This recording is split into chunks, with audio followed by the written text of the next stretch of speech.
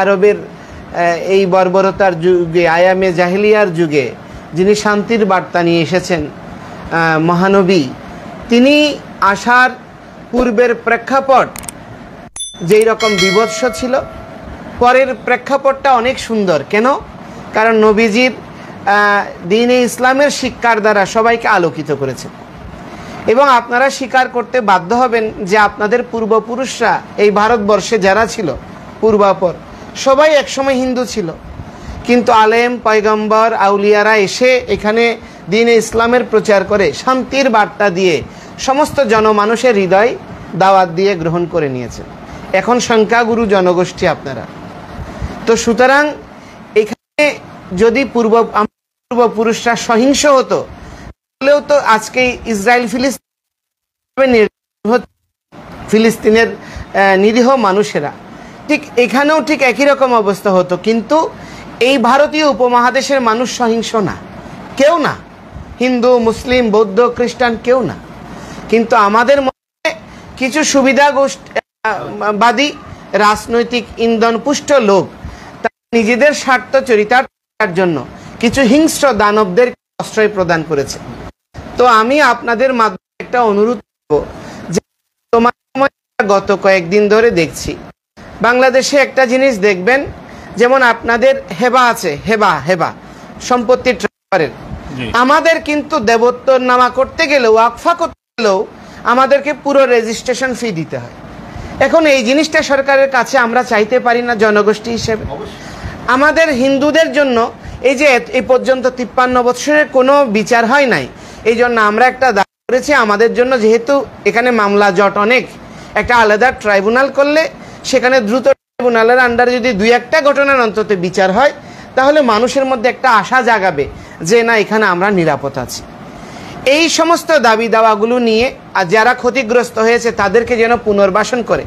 আপনারা দেখবেন যে আমাদের রামুতে বৌদ্ধ মন্দির আক্রান্ত হয়েছে, গভর্নমেন্টের টাকায় দ্বিগুণ খরচ করে সব ঠিক করে দেওয়া হয়েছে, কিন্তু আজ পর্যন্ত কোনো হিন্দু মন্দিরের জন্য আপনার ওই 10 কোটি টাকা খরচ হয়েছে, 1 লাখ টাকা একটা দে, 2 টন চাল দে, মানে কোনো ধরনের পুনর্বাসনের সুযোগ থেকে আমরা বঞ্চিত। দুর্গাপূজার সময় বৎসরে হয়তো অল্প চাল দে, 8,000 10,000 টাকার একটা ডোনেশন দে, বিশ্বব্যাপী বলা হয় আমরা সব মৌলিক অধিকার পাচ্ছি। বাংলাদেশে যেহেতু 82% মুসলিম জনগোষ্ঠী, ইবাদত বন্দেগীর দ্বারা মানুষ আত্মপরিশুদ্ধ, এই জন্য মুসলিমদের জন্য মসজিদ নির্মাণ হোক, এটা আমরা প্রত্যাশা করি। কিন্তু আমাদের এক কথা হচ্ছে অন্তত জেলা ভিত্তিক, আমাদের উপজেলায় দরকার নাই, জেলা ভিত্তিক একটা মডেল মন্দির করুক, যেখানে অন্তত আমরা ইবাদত করতে পারবো, সেখানে শিক্ষা ব্যবস্থা থাকবে, দরিদ্র জনগোষ্ঠীর চিকিৎসার ব্যবস্থা থাকবে। তো এইসব দাবিগুলো নিয়ে যখনই আমরা মাঠে নামি, তখন আমাদেরকে ইন্ডিয়ান টেক পরিয়ে দেওয়া হয়। আপনাদেরকে যেমন জঙ্গি টেক দেওয়া হয়, আমাদেরকে ইন্ডিয়ান টেক দেওয়া হয়। এবং সবচেয়ে একটা জিনিস দুর্ভাগ্যজনক যে দেখেন, এই পৃথিবীতে 154টা দেশে আমাদের ইসকনের প্রচার চলছে। ইসকন গীতা, ভাগবত এবং চৈতন্যদেবের আদর্শে বিশ্বাসী। চৈতন্যদেবের কলসির কানা, তাই বলে কি প্রেম দেব না, যে তুমি আমাকে মেরেছ, আমি লিঙ্গন থেকে বঞ্চিত করব না। তো ধর্মের সারবট্টাই হচ্ছে সেটি। আমার নবী তিনি করেছেন, তিনি যে বুড়িমা পথে কাটা দিয়েছেন তার শুশ্রূষার জন্য আপন সাহেবীদেরকে নিযুক্ত করেছেন। মসজিদের দ্বারে এসে ইহুদি প্রস্রাব করছে, তাকে তার শরীরের কোনো কষ্ট হবে ভেবে তাকে বাধা দেননি, তিনি তার সেবকদেরকে বলে এটা পরিষ্কার করে দিতে। এটা হচ্ছে দ্বীনে ইসলামের শিক্ষা। ওই সহনশীলতার পরিশেষে কোনো মাছ খায় না, মাংস খায় না, ডিম খায় না, রসুন খায় না, এমন আপনার চা, পান, সিগারেট খায় না। তাস, পাশা, জুয়া আমাদের সম্পূর্ণ ইসকনের অনুরাগীদের নিষিদ্ধ, কোনো অবৈধ ব্যভিচার নিষিদ্ধ। এবং আমরা এই আমাদের 4টা মূল প্রিন্সিপালের করে আমরা জীবনযাত্রা করি। আমাদের গাছে যত ফল গাছ আছে আমরা ফল খেতে পারি না, কারণটা হচ্ছে ফলগুলি সবগুলি কাঠবিড়ালি, বানর খেয়ে ফেলে, আমরা কোনো প্রাণীকেও মারি না। তো অথচ দুর্ভাগ্যজনক হচ্ছে, আমি সেদিন যখন আমাদের জসিম হুজুর জি এসেছিলেন, আল্লামা জসিম হুজুর ধামে, পুন্ডরিক ধামে, আমি বলেছিলাম সেদিন যে আমাদের ওনাকে হয়তো কেউ ভুল তথ্য দিয়েছে। আমাদের মাদানী সাহেব, আল্লামা মাদানী সাহেব, উনি বলছেন ইসকনের পুলিশ হুজুর মারতেছে এবং বিভিন্ন ধরনের বিভ্রান্তিকর কিছু তথ্য দিচ্ছে। একবার আমরা শুনেছিলাম, আমি ঢাকা এয়ারপোর্টে যিনি বেহেস্তে হয়েছেন, আমাদের হেফাজত ইসলামের যিনি আমির, আমাদের আল্লামা শফি সাহেব, ওনার সঙ্গে আমার দুবার সাক্ষাৎ হয়েছে। তো আমি উনাকে একদিন বলেছিলাম, উনি বলছে আমাকে বার্তা দিয়েছে যে আমরা করে প্রসাদ বিতরণ করেছি। ঈশ্বরের বিষয় তো, এবং একটা বিষয় হচ্ছে আমরা কোনো প্রাণী যেখানে হত্যা করি না, খাই না, সেখানে তো শুকর তো বহু দূরের কথা। তো আসলে এই ধরনের কিছু আমাদের মধ্যে যোগাযোগ না থাকার কারণে আপনাদের সম্পর্কে আমাদের কিছু ভুল তথ্য দেওয়া হয় এবং আমাদের সম্পর্কে কিছু ভুল তথ্য বাজারে যায়। এই জন্য আমি আপনাদের মাধ্যমে অনুরোধ করব পরিশেষে যে আমরা আজকে আমাদের প্রধান উপদেষ্টা বলেছেন যে সংখ্যালঘু পরিচয় দেবেন না। দেখেন, আমাদের বাঁচার জন্য সংখ্যালঘু পরিচয়টা দিতে হয়, কারণ জাতিসংঘের সংখ্যালঘুদের জন্য আলাদা কিছু নীতিমালা রয়েছে তাদের সংরক্ষণের জন্য। আমরা যদি বৃহত্তর জনগোষ্ঠীর অংশ হই তাহলে আপনার দেখেন 300টা আসনের মধ্যে আমরা 10টা আসন তো পাই অন্তত। এরকম যে কোনো কিছুতে আমাদের মৌলিক অধিকারের কোনো স্থান। হিন্দু ধর্মীয় কল্যাণ ট্রাস্ট শুধু বছরে 2 কোটি টাকা পায়। আমাদের কোনো যারা কর্মচারীরা আছে তারাও কোনো যথাপযুক্ত মেনটেনেন্স পায় না। তো এই জন্য আমি আপনাদের মাধ্যমে অনুরোধ করব, আপনারা বৃহত্তর জনগোষ্ঠী এবং দ্বীনে ইসলামের খেদমত করছেন, আমি আপনাদেরকে মাধ্যমে অনুরোধ করব যে সৌভ্রাতৃত্বের যে বার্তা দিয়ে ধর্ম উপদেষ্টা আপনাদের প্রতিনিধিত্ব করছেন, তো যেই বিষয়টি হচ্ছে যে ভ্রাতৃত্বের বার্তা নিয়ে আপনারা পুরো বাংলাদেশের সমস্ত মঠ মন্দির রক্ষার জন্য পাশে দাঁড়িয়েছেন। অনেক ক্ষয়ক্ষতি হয়েছে, বিভিন্ন জায়গায় হয়েছে, প্রায় ডিস্ট্রিক্টে হয়েছে। আমি বলতে চাই এগুলো কোনো মুসলমানরা করেনি। যারা ইসলামের নামের কলঙ্ক, যারা ইসলামের নীতি আদর্শ মানে না, যারা রাজনীতি করে, বুর্জুয়াগিরি করে, যারা স্বার্থ হাসিলের জন্য করে, এরা করছে। আপনারা প্রকৃত দ্বীন ইসলামের প্রতিনিধি হয়ে আপনারা পাশে দাঁড়িয়েছেন, এজন্য আপনাদেরকে আবার কৃতজ্ঞতা জানাচ্ছি এবং অনুরোধ করব যে আপনারা এই বার্তাগুলো যখন আপনাদের খুতবা হয়, ওয়াজ হয়, ওখানেও যদি প্রদান করা হয় তাহলে সাধারণ মানুষরাও সঠিক একটা দিশা পাবে। আর আপনারাও যদি অন্তত সরকারের কাছে এই বিষয়গুলো একটু তুলে ধরেন, আমাদের কোনো দূরত্ব তৈরি হবে না। এবং পরিষ্কার করব যে দেখুন, এই পৃথিবীতে বর্তমানে ভূ রাজনৈতিক খেলা চলছে।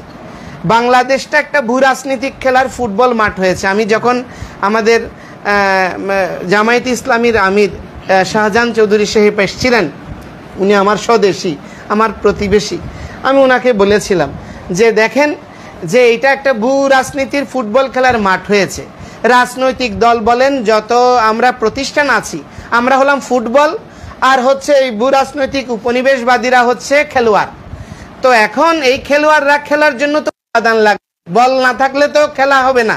তো এই জন্য আমি আপনাদেরকে বলবো, আপনারা যেভাবে পাশে দাঁড়িয়েছেন খেলার পথ বন্ধ হয়ে যাবে।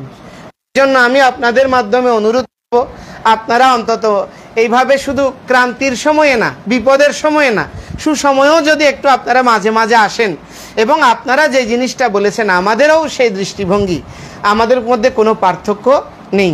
তো সেজন্য আমি শুধু আপনাদেরকে অনুরোধ করব, আমরা যখন মুসলিম বন্ধুরা আছে, আমি স্টুডেন্ট লাইফে আমার ঘরে যাই নামাজ ছিল, ওরা নামাজের টাইমে নামাজ পড়তো। তো ইবাদত বন্দেগীর জন্য আমরাই জন্মগ্রহণ করেছি।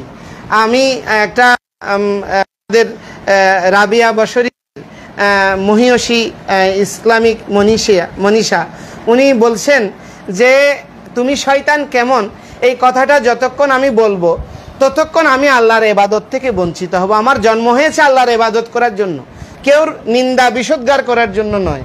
তো আমি আপনারা সেই শিক্ষাই প্রচার করছেন, এই জন্য আপনাদেরকে ধন্যবাদ জানিয়ে, আজকে আমাদের পাশে দাঁড়ানোর জন্য কৃতজ্ঞতা জানিয়ে আমি আমার বক্তব্য শেষ করছি। ধন্যবাদ। আমি একটু আমি আপনার দুটা বিষয় নোট করেছি। একটা হলো আমরা যেটা হেবা করি সেরকম করার আপনাদের ক্ষেত্রে নাই, দিয়েছে এটা লাস্ট দিয়েছে। আচ্ছা, আমরা করি সেখানে ওয়াকফের নাম মাত্র, কিন্তু আপনারা দেবোত্তর সময় আপনাদেরকে পুরো ফি। তাহলে এখন এটা একটা অনুগামীদেরকে নিয়োগ করা হয়, তারাই চায় না অনেক সময় এটা ফাউন্ডেশন হোক। ফাউন্ডেশন হলে তো আমি এমনি বক্তৃতা আকারে বলবো না, তবে আমি দাদার সাথে আমার বিষয় নিয়ে আলোচনা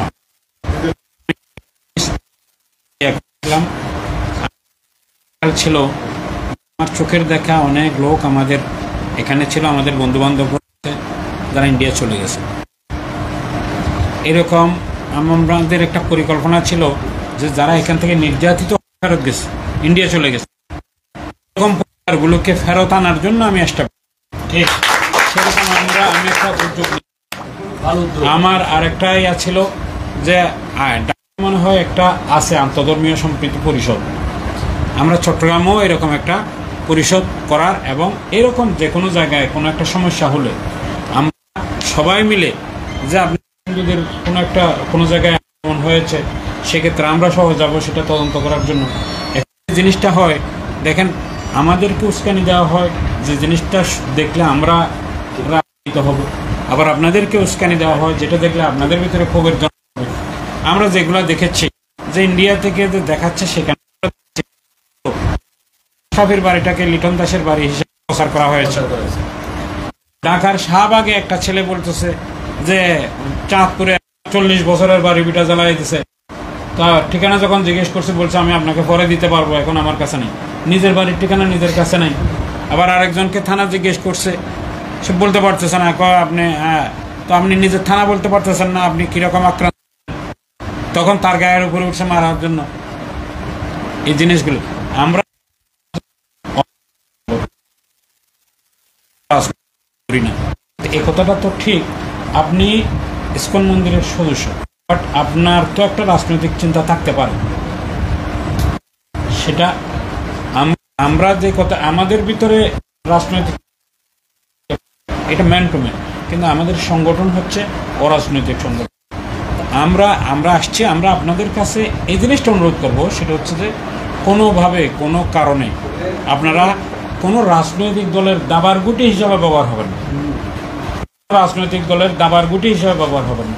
আপনাদের উপযুক্ত পাওনার জন্য আপনি অবশ্যই সংগ্রাম করবেন। আপনার সেই সংগ্রামে আমরাও থাকবো আপনাদের দাবি পাওয়ার জন্য। আমি বলতেছি আপনার কাছ থেকে এখান থেকে যেই আমি এখন মেনলি দুটো পয়েন্ট, এই দুটো পয়েন্ট একেবারে আগামী কালকের ভিতরে আমাদের ধর্ম উপদেষ্টার কাছে চলে যাবে। একটা, আপনারা দেবোত্তর করার সময় আমরা যদি করতে ফি দিতে না হয়, যে ওয়াকফ করতে, আপনি দেবোত্তর করার সময় কেন ফি দিবেন?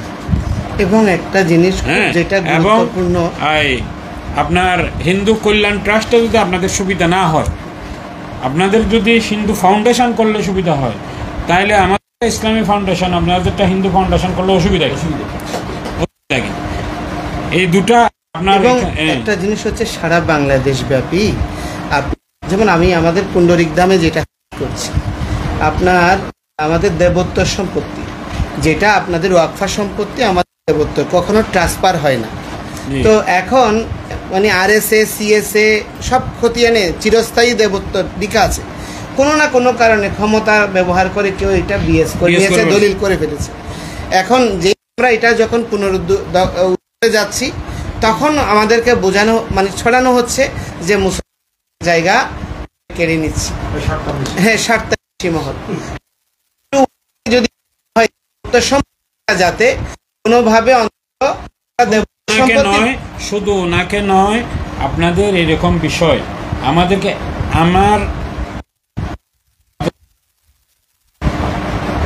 আমাদের মামলা মোকদ্দমা এসে ম্যাক্সিমামগুলো আমি ডিল করি। আপনাদের এইরকম আইনি জটিলতাগুলি যদি আমাদের কাছে ক্লিয়ার করেন, আমরা আমাদের সংগঠনের পক্ষ থেকেও আপনাদের পক্ষে স্টেটমেন্ট দেওয়ার ব্যবস্থা করি।